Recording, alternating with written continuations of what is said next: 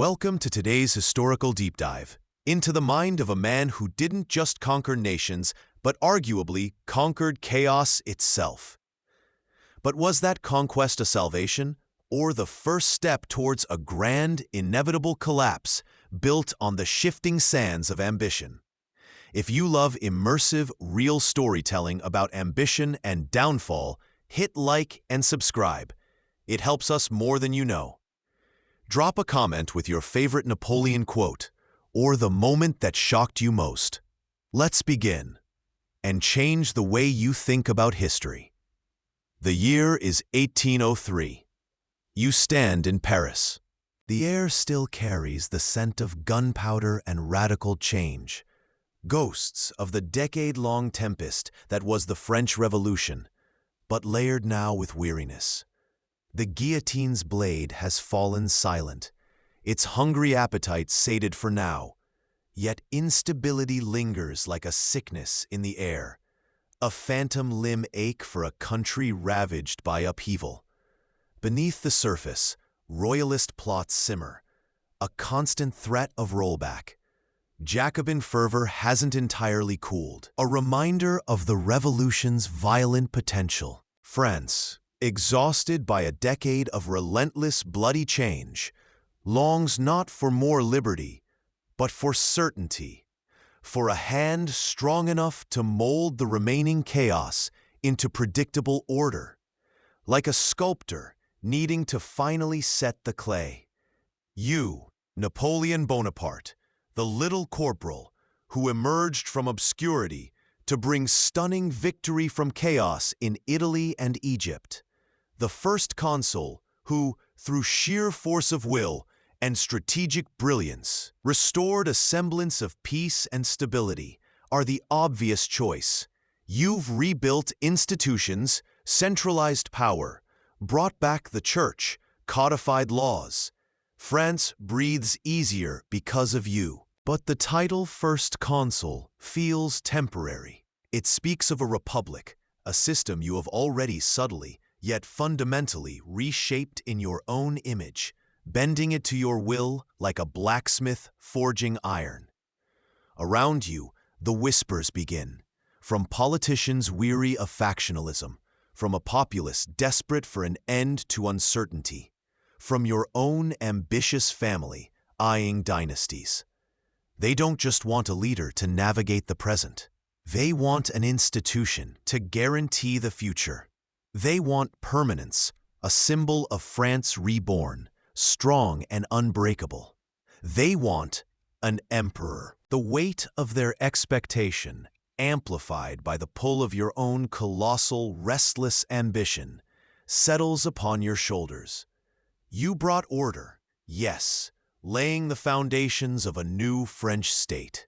But the ultimate shape of that order is now poised on a knife's edge, balanced precariously between a fragile, weary republic and a destiny you increasingly feel is yours to command, not just to rule France, but to embody it, becoming the living, breathing symbol of its newfound, hard-won power. This craving for stability, this exhaustion with liberty's violent tumult, reveals a profound human truth, perhaps the first and most crucial lesson of your rise. Societies, when faced with prolonged uncertainty and fear, often readily sacrifice freedom on the altar of perceived security, creating fertile ground for ambitious figures who know how to offer simple, powerful answers to complex, terrifying questions. Crises don't just break systems. They expose deep-seated human needs that can be manipulated by those who understand the hunger for firm ground beneath shaking feet. Ask yourself, when does the promise of order become a threat to liberty? What price is too high for stability? Your decision now will set the stage for a new act, a new era built not on the ideals of revolution, but on the singular will of one man. The dust of Marengo settles, But the real battles are just beginning. Not on fields of green, but in gilded rooms, around polished tables, the scent of ink thick in the air. You are First Consul now, wielding authority unmatched since the Caesars. Yet you understand raw power isn't enough. It must be codified, structured, made to endure. You plunge into the unglamorous, painstaking work of statecraft. For years, France has been a legal and financial chaos. A legacy of the revolution's upheaval. You demand order. You oversee the drafting of the civil code, the Code Napoleon, not just signing off, but immersing yourself in the debates. Hours bleed into nights in the Council of State, arguing over property rights, family law, contracts. You, the legendary general, are dissecting articles and clauses, ensuring logic, clarity, and uniformity where there was once confusion and conflicting regional customs. This code isn't just a legal document. It's the bedrock of a new society. A system designed to outlive empires and influence legal frameworks across Europe and beyond. It is perhaps your most profound, least celebrated, and most lasting conquest. Alongside the law, you tackle the economy. The coffers are empty, the currency unstable. You establish the Bank of France, bringing centralized control and stability to chaotic finances. You reform education, administration, build roads, canals, the sinews of a modern state. You are a general, yes, but in this era, you are fundamentally a builder, a systematizer. You understand that true strength isn't just the ability to command armies to victory. It is the capacity to create institutions that function, that provide stability, that allow a nation to prosper long after the cannons fall silent. This period as First Consul reveals a crucial insight often overshadowed by later military grandeur. Effective leadership requires not just grand vision and decisive action, but an almost obsessive attention to fundamental structures and painstaking detail.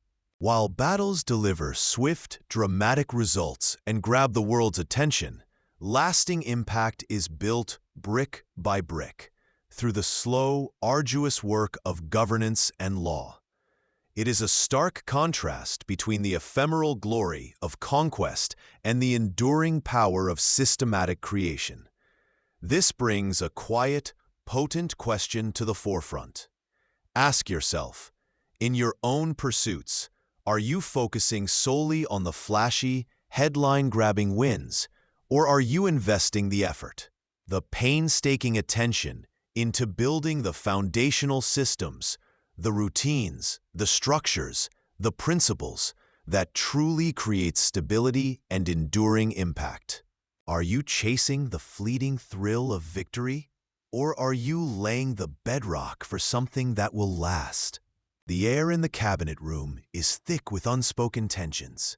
You stand before the fire, the embers mirroring the controlled blaze of your ambition.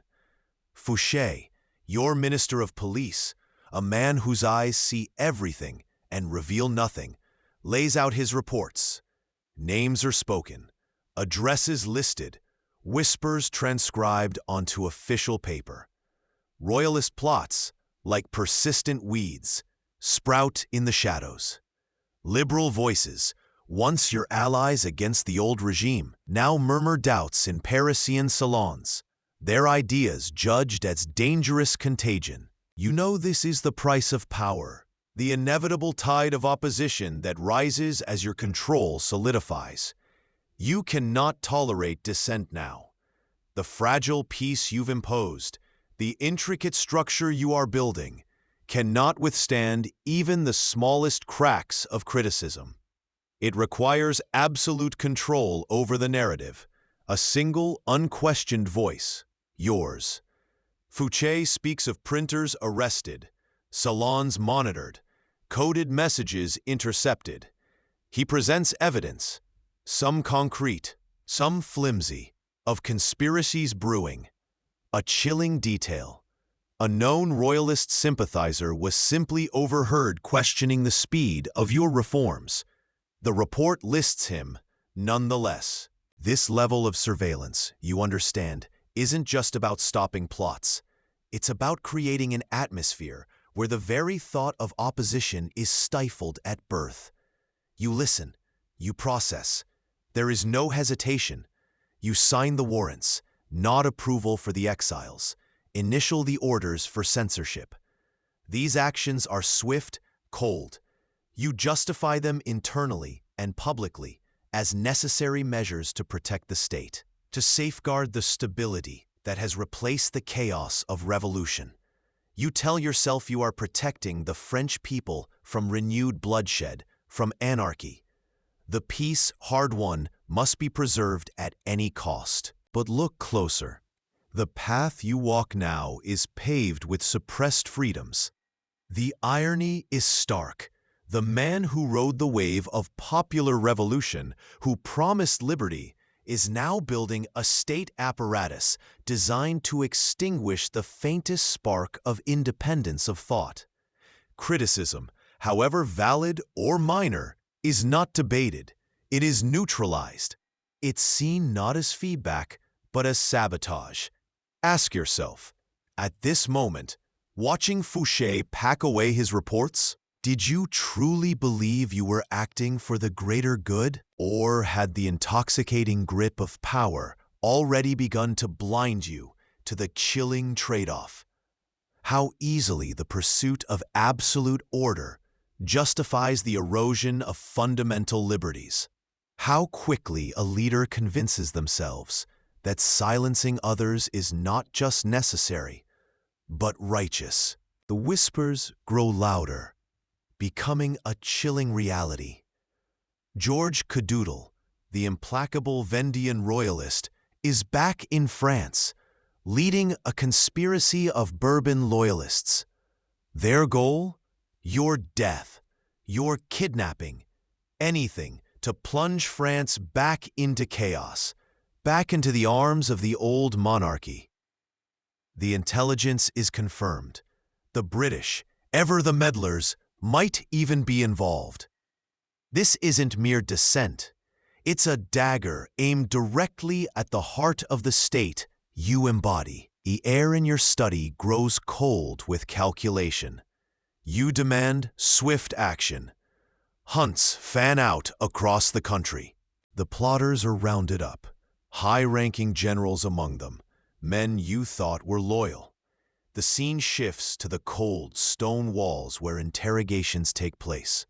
You don't just read reports, you immerse yourself in the process, feeling the pulse of the conspiracy, the desperate fear and grudging defiance of the captured men. Under relentless questioning, the network is exposed. This plot is real, extensive, and terrifyingly close. But as you watch the plot unravel, a different kind of calculation sparks in your mind. This crisis, this genuine threat to your life and the fragile stability you've built, is not just a problem to be solved. It's a gift, an opportunity wrapped in treachery. You seize it, not just to protect yourself, but to elevate yourself. This isn't merely an attack on Bonaparte, the First Consul. No, you declare, the drama echoing through Paris and across Europe, this is an attack on France itself. You frame your personal peril as the nation's peril. The implication is clear. Your survival is France's survival. The plotters sought to destroy the revolution's gains by removing you. Therefore, removing any possibility of such removal, making your position unassailable, is the ultimate defense of those gains. This crisis becomes the unassailable justification for the next monumental step. You argue that the current consulate, while strong, is vulnerable to such disruptions. Only a permanent, hereditary leadership, passed down through your bloodline, can withstand these relentless attacks, guaranteeing the stability France so desperately craves. The insight is chillingly clear. Crises are rarely just challenges for ambitious leaders. They are often fertile ground, perfect opportunities to harvest more power, to argue that extraordinary times require extraordinary and often absolute authority. Personal security is artfully, tragically reframed as national security, and the reflection lingers in the aftermath. Beware leaders who weaponize threats, whether internal plots or external enemies, to expand their authority and dismantle checks on power. Often, the solution they propose, the tightening grip they offer, is more dangerous, more enduringly harmful than the original problem it claims to solve. You watch the pieces fall into place, the path to empire opening up, paved with the fear generated by a thwarted plot. A web of conspiracy tightens, whispers of royalist plots reaching your ears like venom. The Cadoudal plot is real, a serious threat, and paranoia begins to cloud judgment. You hear whispers of Bourbon involvement, of hope lingering across the border. The gaze settles on Louis-Antoine Henri de Bourbon, Duke of Enghien, living quietly just across the frontier in Baden. Evidence? Shaky at best. Circumstantial, built more on fear and convenience than concrete proof. Yet, the thought takes root. Here is a symbol, a potential rallying point for those who dream of undoing all that has been built. The decision is made, swift and chilling.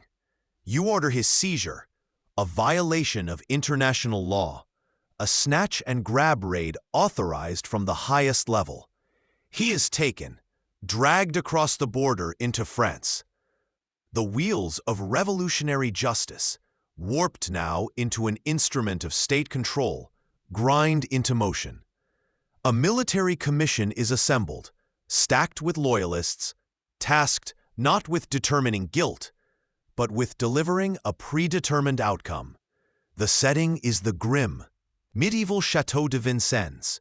The time is night, under the shroud of darkness, ensuring secrecy, perhaps even suppressing whatever faint pangs of conscience might stir. The trial is a farce, perfunctory, rushed. Questions are loaded, answers ignored. The Duke, unaware of the true stakes until moments before, faces his accusers with defiant courage, though it serves him little. No defense is truly heard, no mercy considered. The verdict is a foregone conclusion: guilty. The sentence: death. The execution is immediate, carried out in the cold, pre-dawn hours in the moat of Vincennes, a firing squad assembled in the gloom. Muskets raised against the fading moonlight and encroaching dawn.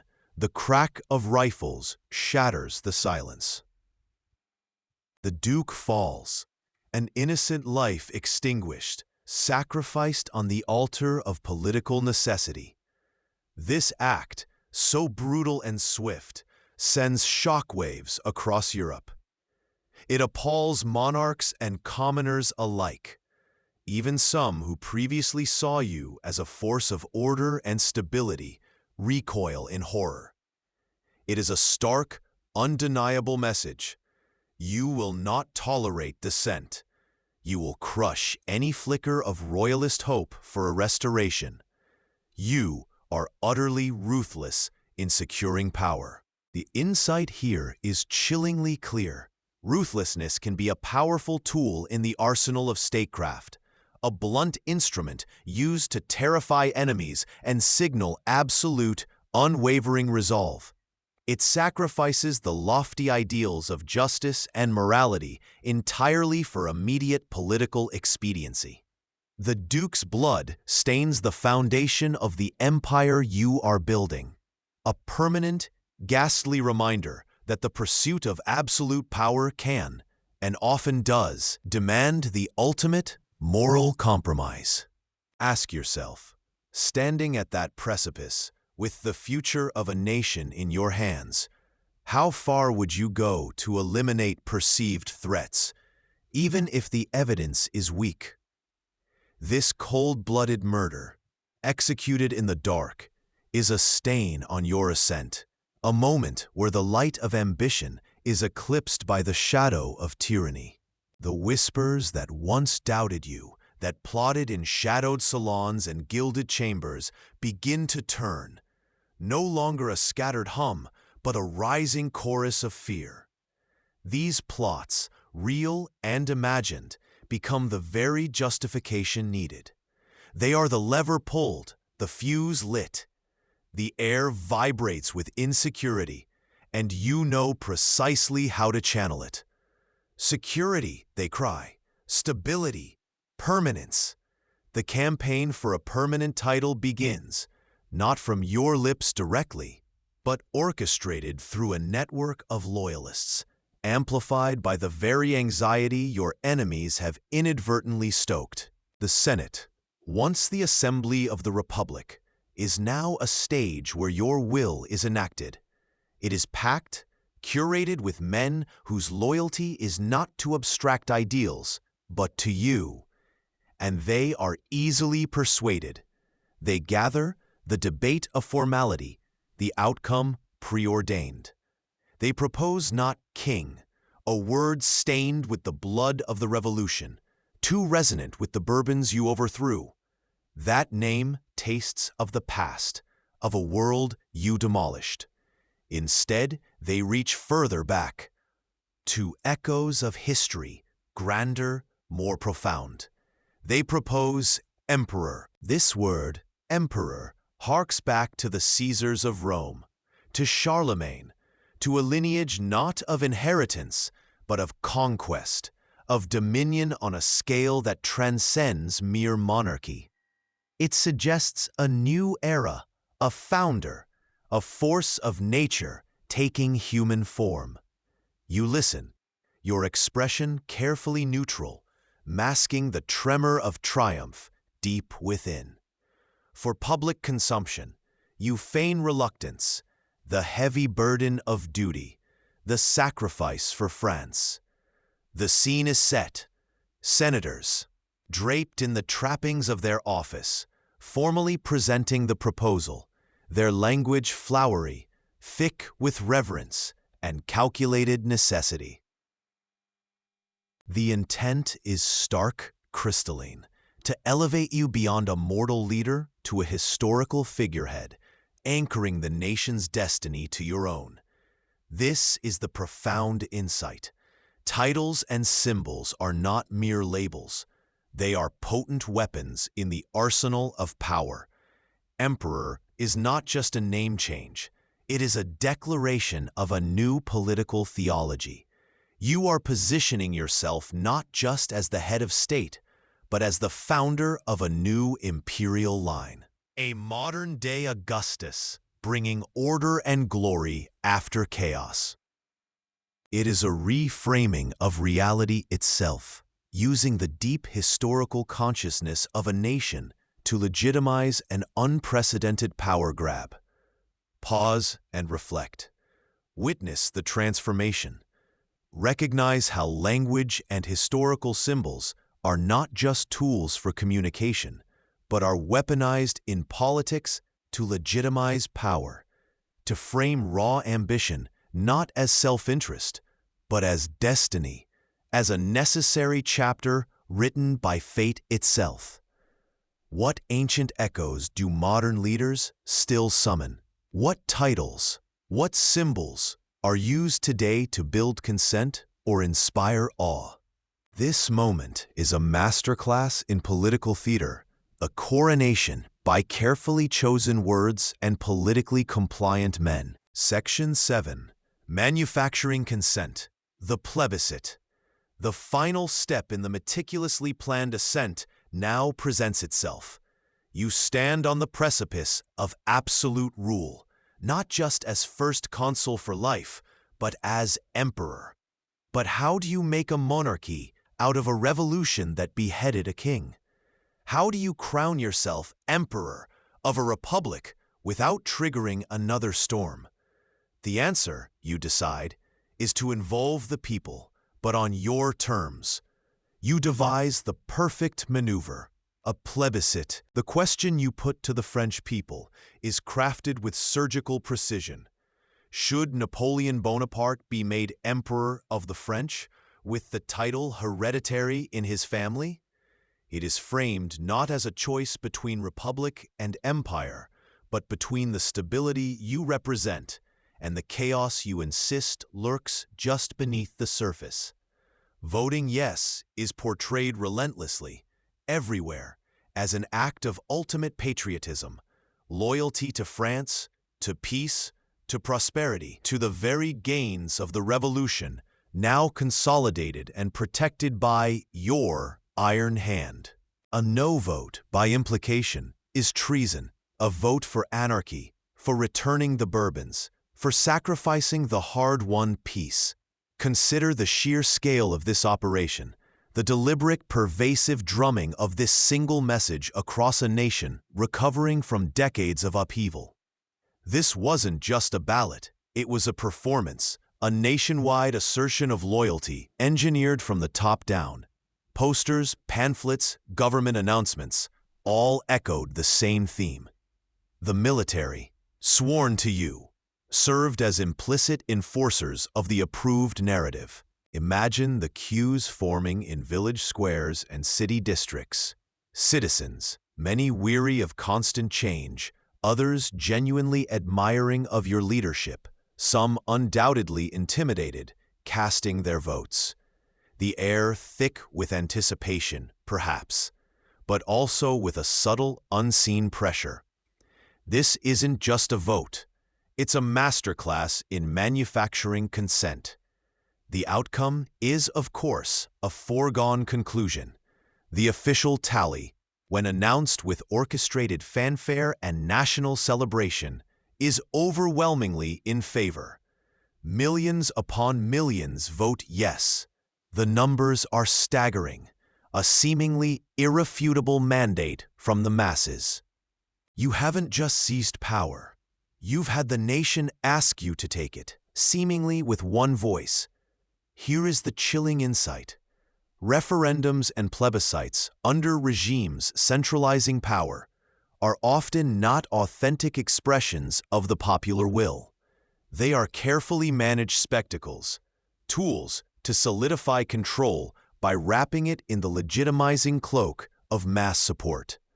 They are not about discovering what people truly want, but about demonstrating that what the leader wants is what the people should want, and that they outwardly conform to it. It creates the powerful appearance of a unified nation rallying behind its leader, silencing dissent not just through force, but by rendering it seemingly irrelevant and unpatriotic against the backdrop of overwhelming public acclamation. The reflection here is stark. True democratic legitimacy is born from free choice, vigorous open debate, and a genuine diversity of opinion. It thrives where dissent is not just tolerated, but seen as a vital component of a healthy society. Be deeply wary, then, when any leader, in any age, claims unanimous or near-unanimous public support derived from processes they control entirely. It is often less a testament to popular devotion and more a monument to the suppression of any alternative voice. What would you trust more, the resounding roar of a controlled crowd, or the quiet, protected whisper of individual choice? Your plebiscite gives you the roar, and you mistake it for the genuine voice of France. And in doing so, you lay another stone on the path that leads both to your imperial glory and eventually to your profound isolation. The year is 1804. You stand at the zenith of your power, but one vital ingredient for lasting legitimacy is missing: a sacred aura. You require more than popular acclaim or military might. You crave the ancient sanction of the Church.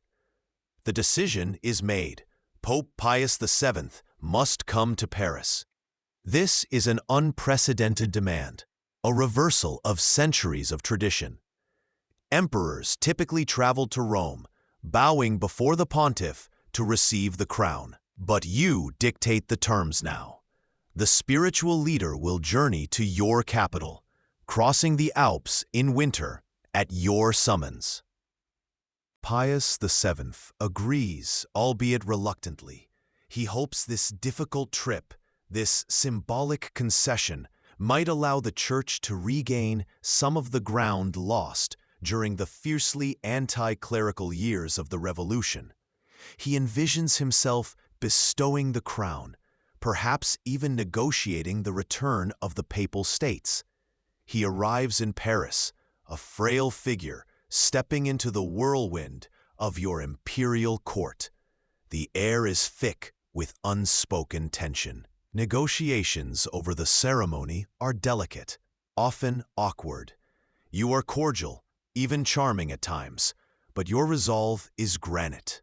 Every detail, from where the Pope sits to the very moment of coronation, must underscore one truth. Your power is preeminent.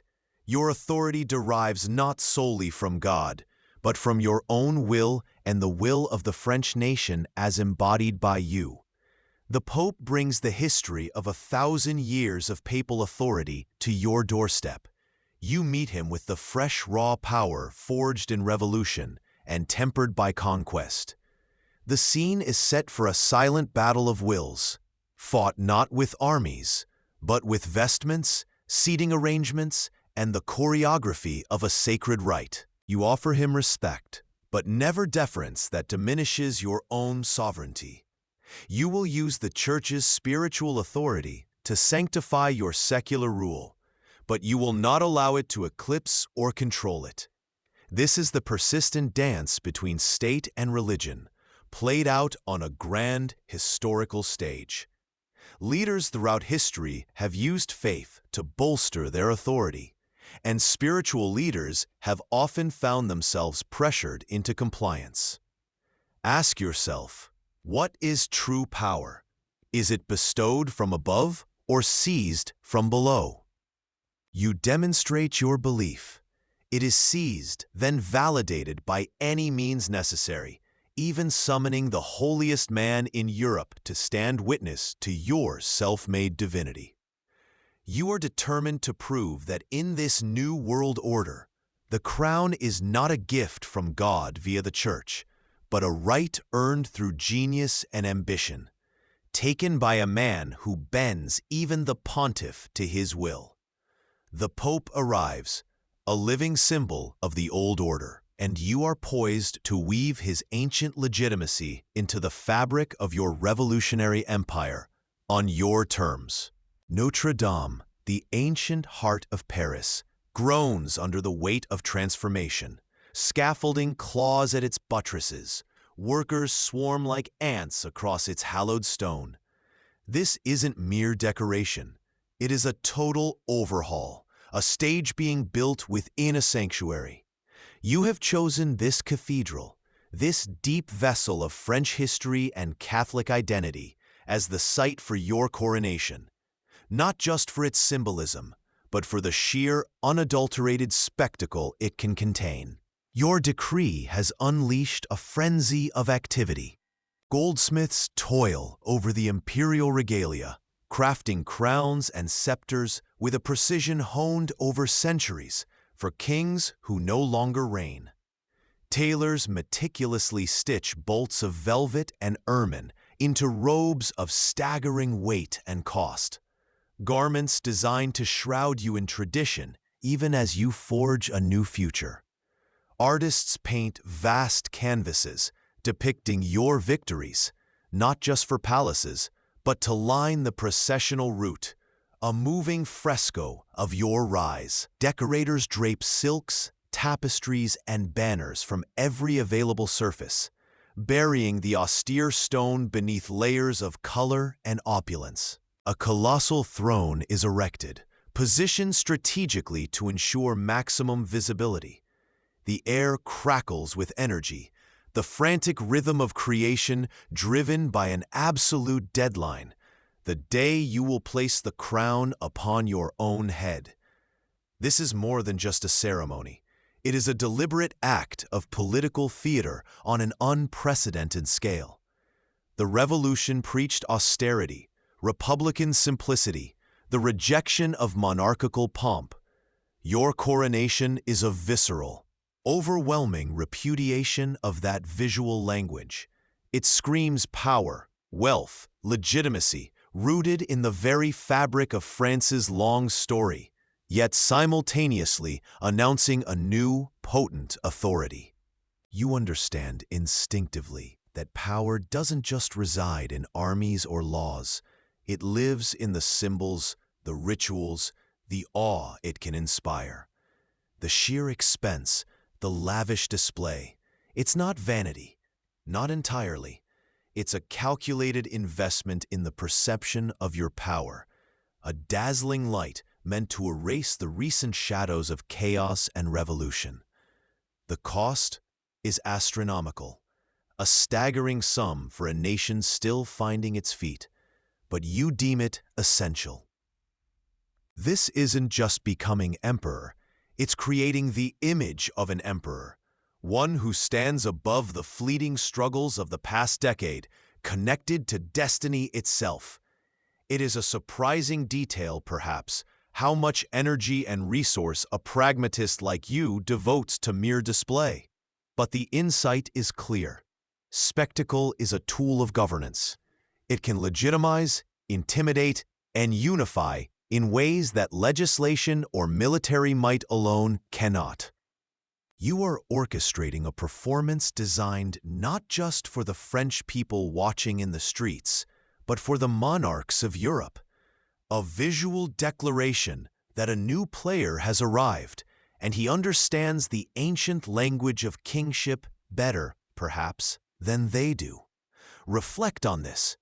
Leaders throughout history, and even today, stage grand performances, rallies, parades, elaborate ceremonies, carefully choreographed media appearances.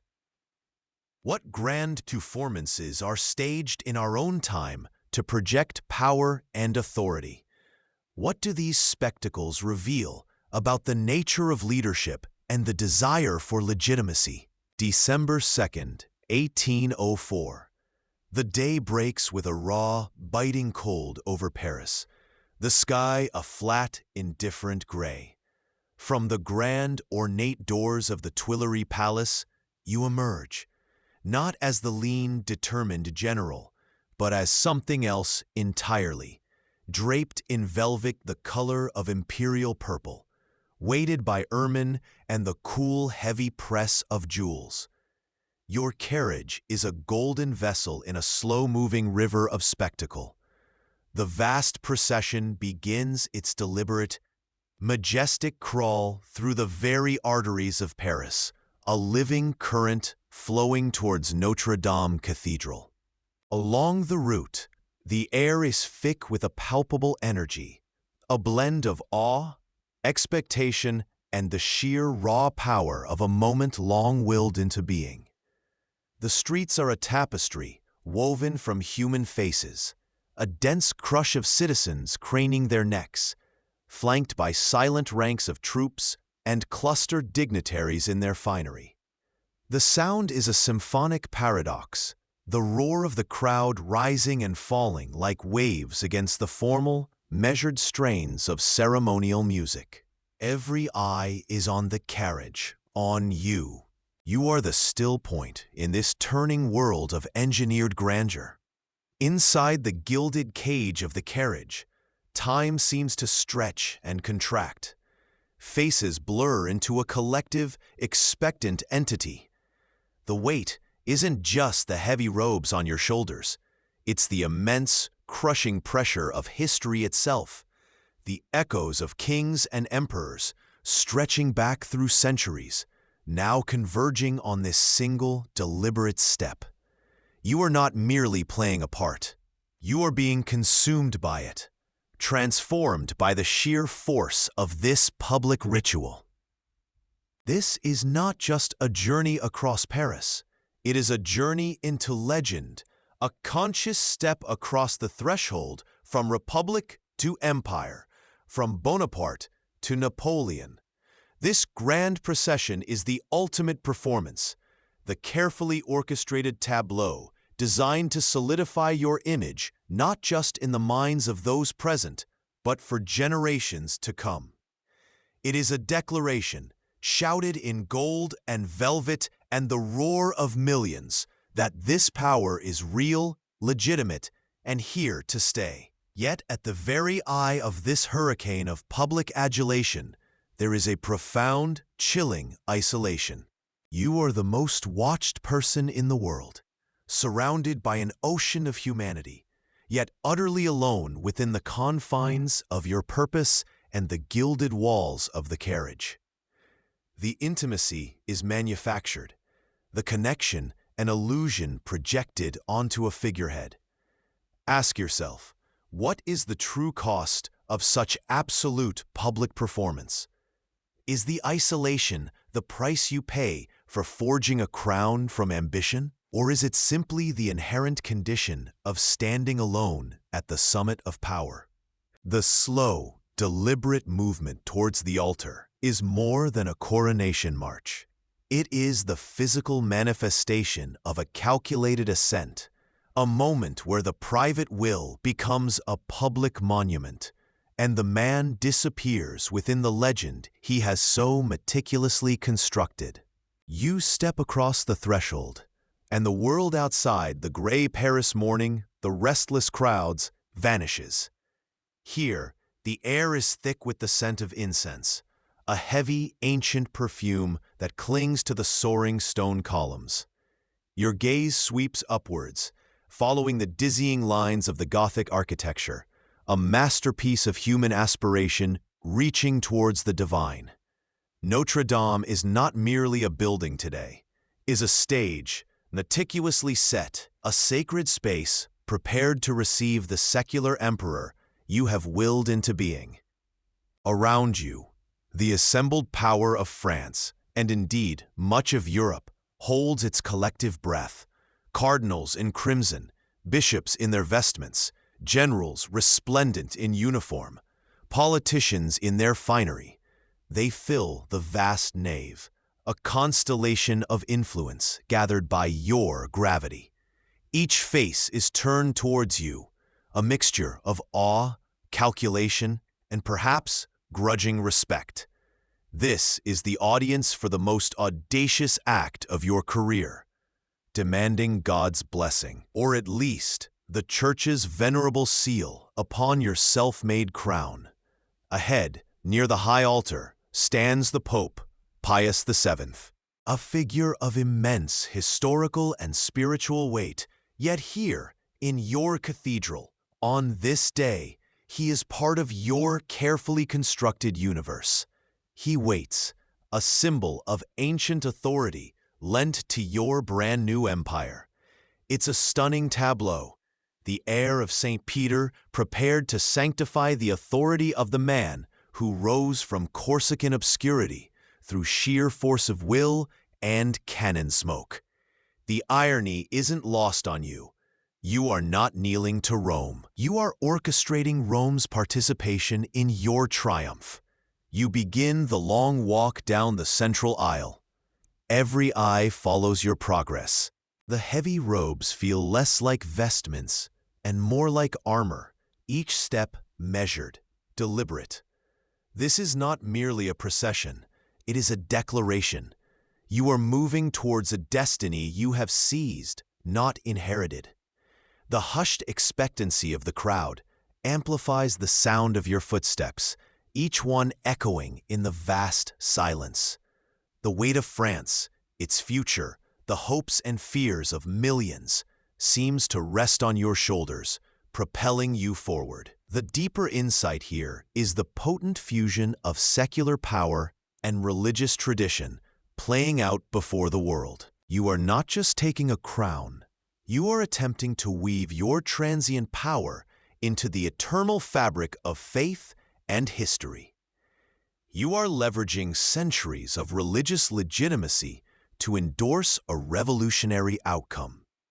This performance in the sacred space is a calculated move to give your power the illusion of divine or historical inevitability, attempting to ground your rise in something seemingly more solid than military might or popular acclaim.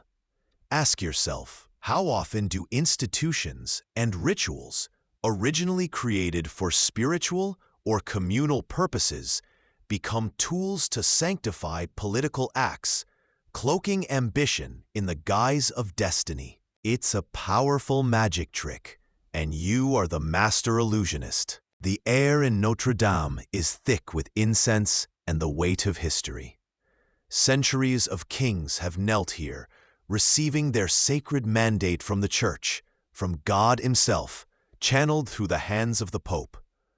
This is the tradition, the ancient theater of power, where divine right meets earthly rule. But you stand here today, December 2nd, 1804, not as a son of kings, but as a general, a First Consul, an emperor forged in the crucible of revolution and war.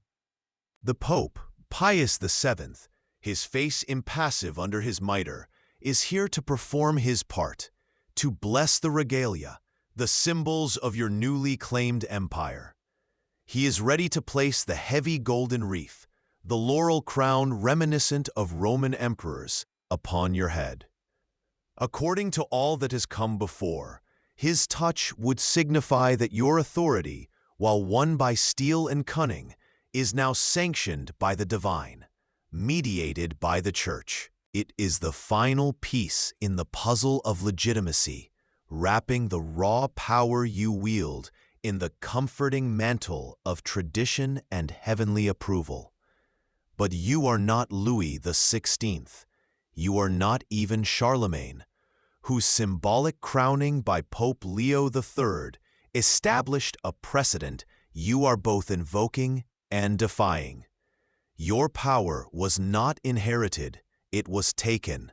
It was not gifted by God.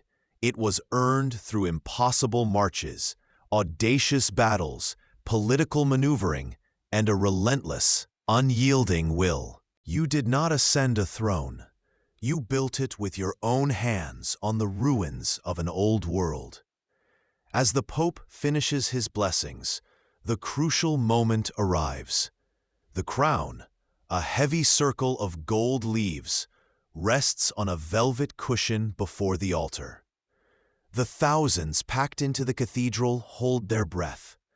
Every eye is upon the raised platform, upon you, the short man from Corsica about to ascend to a height unimaginable a mere decade ago. The Pope makes his gesture, preparing to fulfill his expected role, but you move first. With a deliberate stride, you step forward. Your hand reaches out, not for the Pope's blessing, but directly for the crown itself. You feel its weight, its cold metal against your skin, a tangible representation of the burden and the glory you have seized. Then, in a move that sends a ripple of shock through the assembled dignitaries, you turn slightly away from the pontiff, presenting your back to the very symbol of divine authority he represents. And then, with a final, decisive motion, you lift the crown high and place it firmly upon your own head. It is not a humble reception of a sacred gift, but an act of self-proclamation, a defiance echoing through the hushed nave. You crown yourself. The message is unmistakable, brutal in its clarity. The source of your authority is not God, not the Pope, not inherited blood, but yourself. Your will put you here. Your merit, your genius, your ambition paved this path to the summit. This gesture is the ultimate declaration of the self-made man. The revolutionary who has become an emperor, showing the world that his power flows from an internal, not an external source. This moment, so carefully staged, is perhaps the most profound symbol of your entire reign. It encapsulates the core belief that drove you. Destiny was not something you inherited, but something you forged with every decision, every victory, every sacrifice. You believed, fundamentally, that your own boundless willpower was the ultimate determinant of your fate and the fate of nations. But ask yourself, standing there under that self-placed crown, is this the peak of triumphant self-belief or the first tremor of blinding hubris? What happens when the man who believes his own will is invincible meets an obstacle even he cannot overcome? This act of supreme arrogance, while cementing your image as a force unto yourself, also hints at the danger of believing your own myth. It is a moment of unparalleled symbolism, declaring your independence from traditional power structures. But it also isolates you on a lonely, self-made pinnacle, where the air is thin, and the fall, if it comes, will be entirely your own. You have taken the crown. Now you must bear its weight, a weight you implicitly declared only you were strong enough to lift. You have just lifted the massive crown of France, a weight heavy with centuries of history and blood, and placed it squarely, undeniably, upon your own head. Notre Dame Cathedral pulses around you, a stone heart beating with the controlled awe of thousands. The air is thick with incense, power, and the unspoken question of legitimacy. But the scene is not complete. Your gaze, having just commanded the world, now softens, yet loses none of its intent. You turn. There, before the altar, kneels Josephine. Clad in her own spectacular imperial robes, she is a figure of grace and regal bearing, waiting. She represents not just your consort, but the intended vessel of dynasty, the foundation stone for the imperial line you are now determined to forge. She has been part of your tumultuous journey from the beginning, her own complex history woven into the fabric of your rise. Now, she is to be elevated with you. This is the contrast, stark and profound. Your own crowning was the ultimate act of self-assertion, a man declaring his own divine right, wresting authority from tradition and papal decree. You took power, you did not receive it. But crowning Josephine? This is different. This is a public, profoundly symbolic act of sharing that power, of extending it, of planting a second root for the tree you hope will grow for generations. With a gesture that is both intimate, a husband crowning his wife, and overwhelmingly public, an emperor creating an empress, you place a smaller, diamond-studded circlet upon her head. It is a moment of fragile human connection, perhaps, amidst the crushing weight of political theater. But look closer. Even here, in this seemingly softer moment, the relentless ambition is evident.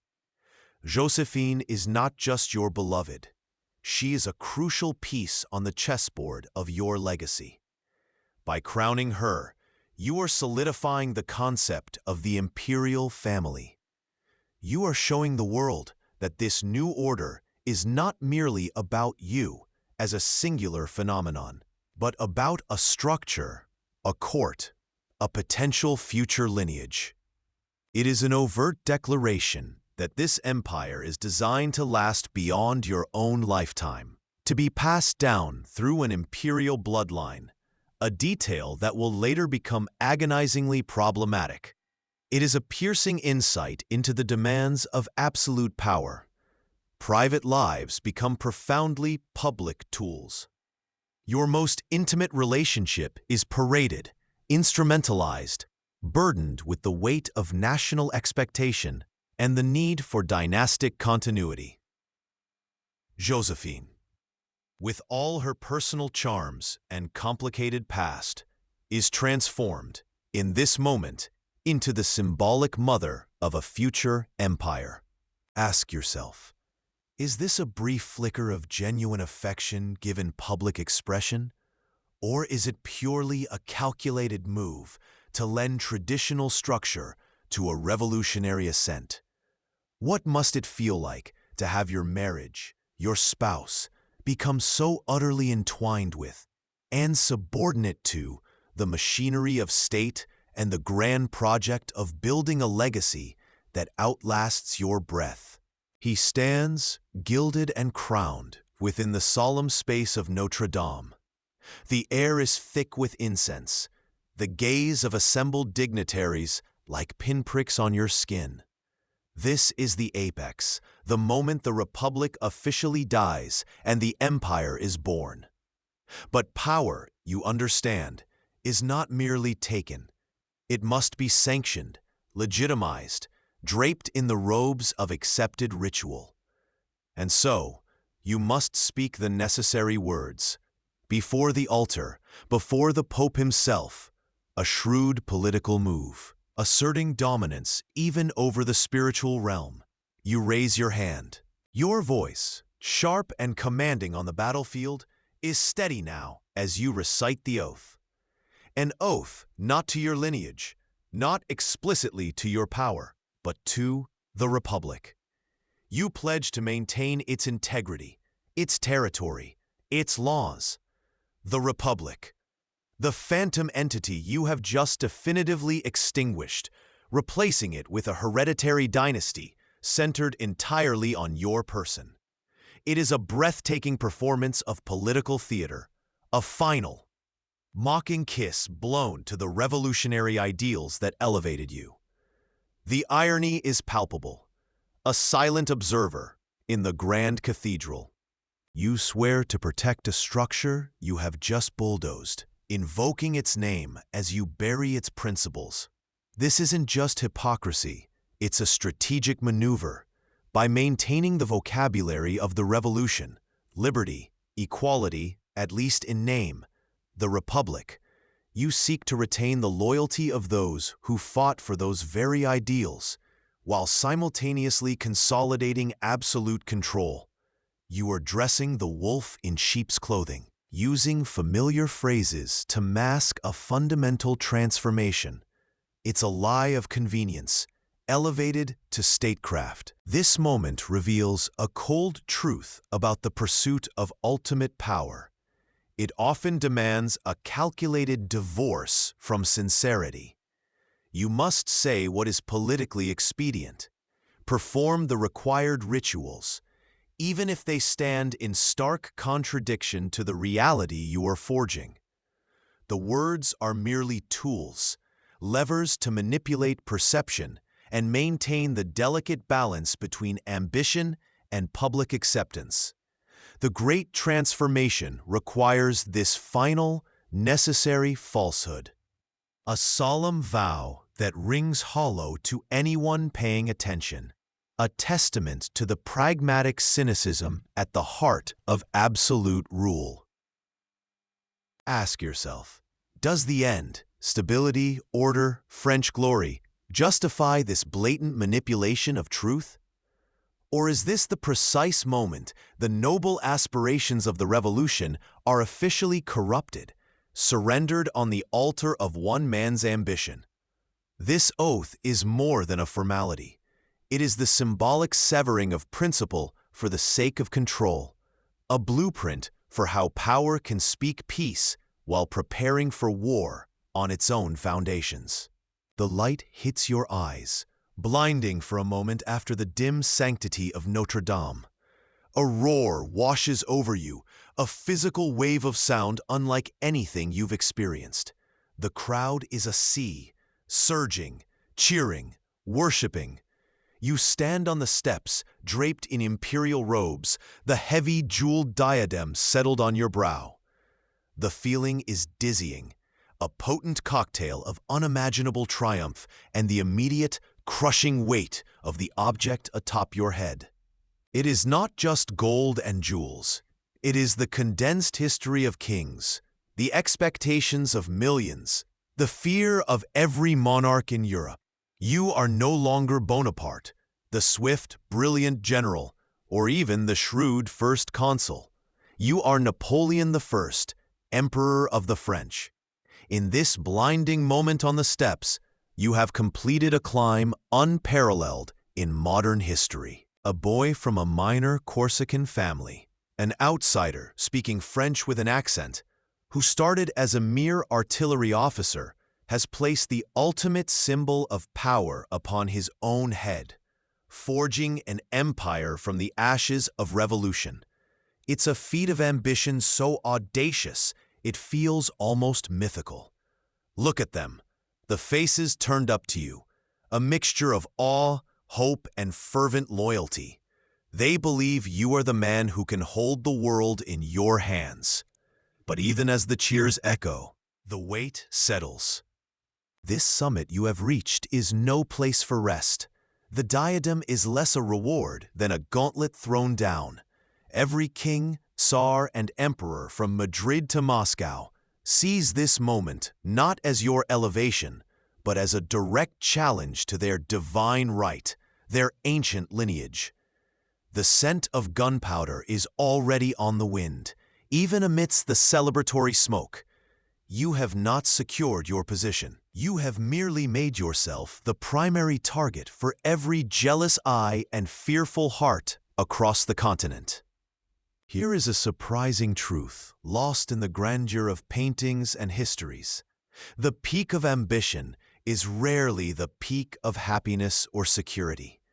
Often, it is the moment the true grinding burden begins. The exhilarating climb is over, replaced by the exhausting, perpetual struggle to defend the treacherous, isolated summit. The view is magnificent, yes, but from this height, every potential threat on the horizon is terrifyingly clear. This triumphant exit from Notre Dame isn't an ending. It's the opening scene of your most desperate fight yet. The fight not just for power, but for survival against a coalescing storm of opposition. Consider this moment, the absolute peak of your earthly aspirations. Does the feeling of ultimate power bring solace, or is it overshadowed by the immediate understanding of the immense, unending cost? Ask yourself, was this the final glorious destination, or merely the highest plateau from which the fall would be steepest?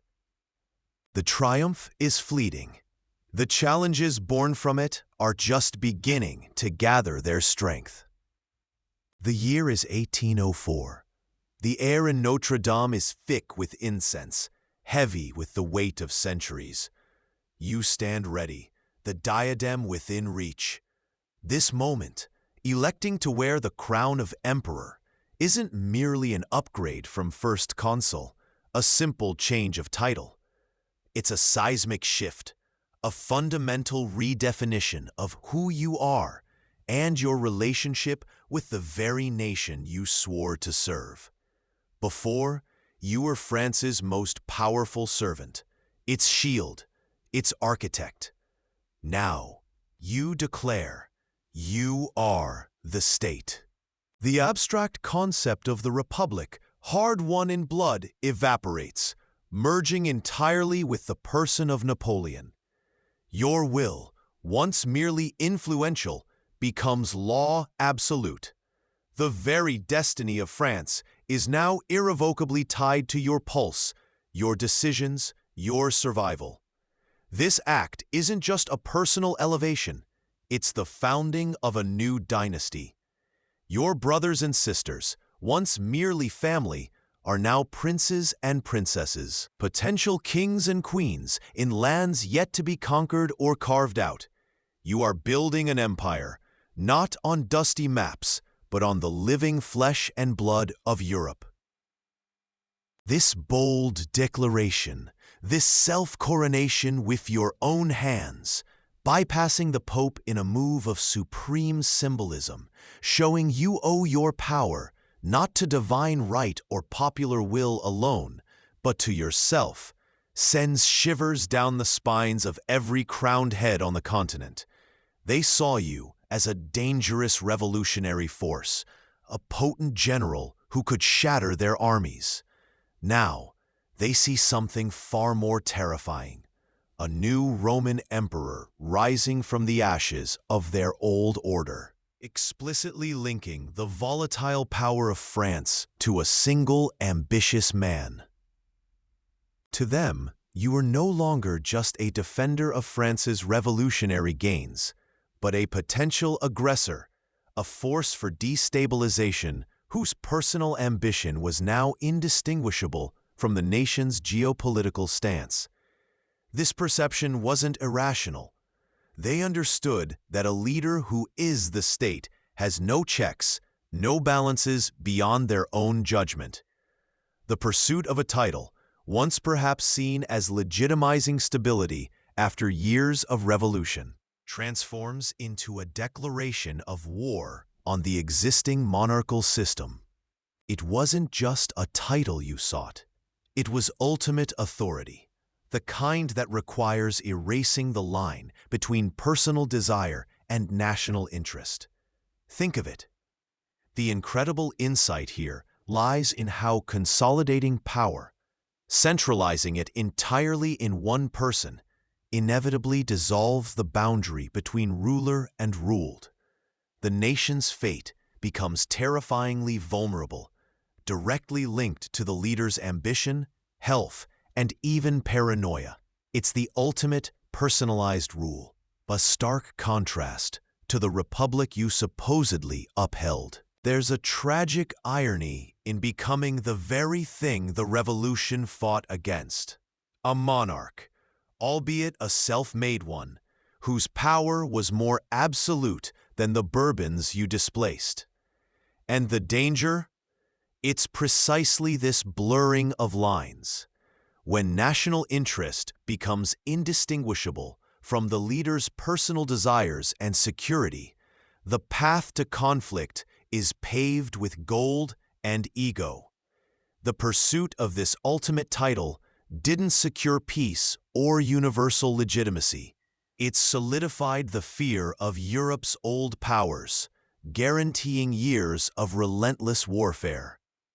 You, the general who brought order, became the emperor whose very existence was seen as a threat requiring constant opposition. Ask yourself, in elevating yourself to this pinnacle, did you secure France's future or tie its fortunes inextricably to your own, ultimately fallible person? What would you have done, standing on that altar, with the destiny of a nation and your own burning ambition in your hands? The coronation was not an end, but a beginning. The beginning of the end of the uneasy peace, the dawn of the age of emperors, where personal will dictated the fate of millions. The coronation of December 2nd, 1804. You stand in Notre Dame, not receiving a crown from the church as kings before you, but taking it yourself. This wasn't just ceremony. It was a declaration, etched in marble and gold. Ambition, fused with staggering opportunity and an unyielding will, can indeed elevate a man to heights once reserved for those born into power. You crowned yourself because in your mind, you were destiny, the necessary force to forge order from the revolutionary chaos. This moment solidified your personal control, yes, and ushered in an era where French influence stretched across a continent like your shadow. And the institutions you built as First Consul, the Code Civil, the Bank of France, they did endure. They survived your fall, providing a lasting framework for modern France, monuments to organizational genius that transcended personal rule. Yet, the very title you seized, Emperor, bound France's fate inextricably to your personal ambition. It demanded the endless wars required to sustain that imperial vision against a Europe that could not accept a self-made emperor dictating terms. The self-made crown came with the self-inflicted burden of perpetual conflict, a relentless struggle not just for territory, but to maintain a status quo built entirely on the assertion of your individual will over centuries of established order. What timeless lesson is shouted from the vaulted ceilings of Notre Dame that day? That the quest for ultimate power, while capable of magnificent feats of state-building and organization, carries within it the seeds of its own destruction if it becomes solely about the glorification and perpetuation of the self. Greatness achieved through service, through building something larger than yourself, can endure. Greatness claimed solely through the force of individual will often provokes the very forces that seek to tear it down.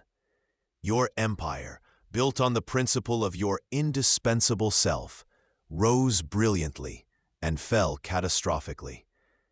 The code, the institutions, the roads, these survived, silent testaments to functional genius. The crown, the dynasty, the empire itself, they vanished like smoke, revealing the transient nature of power built on personal assertion alone. What if history's cycles reveal this pattern again and again? The charismatic figure promising order, the steady accumulation of power, the shedding of constraint, the ultimate self-coronation, not necessarily with a physical crown, but through actions that declare personal will paramount, leading not to lasting peace, but to conflict fueled by the leader's need to maintain their exalted status. Look around you today. Do you see echoes of this principle? Leaders who embody the state itself? Crises used to justify the expansion of personal power? The theater of legitimacy used to distract or consolidate? The pursuit of personal legacy wrapped in nationalistic fervor. The coronation reminds us that the human heart's desire for recognition, for ultimate control, for a permanent mark on history, is a force as potent and dangerous now as it was 2 centuries ago. It asks us to consider the true cost when ambition wears a crown of its own making. As you, Napoleon, reflecting on your incredible journey and its dramatic end from the isolation of St. Helena, might have mused about the sheer, improbable scale of it all. Perhaps the most profound and tragic insight is this: what a novel my life has been. A captivating, epic story of ambition, certainly, but one whose final chapters reveal that the most formidable opponent is often the reflection in the mirror, crowned by one's own hand. Here, then, is perhaps the one big lesson etched into the ruins of empires and the survival of legal codes. The ambition to build is divine. The ambition to rule solely for self is destructive. History doesn't just record what happened. It offers wisdom, a chance to see the recurring patterns of human striving and its consequences, if we choose to look honestly. Power sought for glory often consumes its seeker. In the end, the most brilliant strategist wasn't defeated by armies alone. He was undone by the relentless demands of the crown he placed upon himself.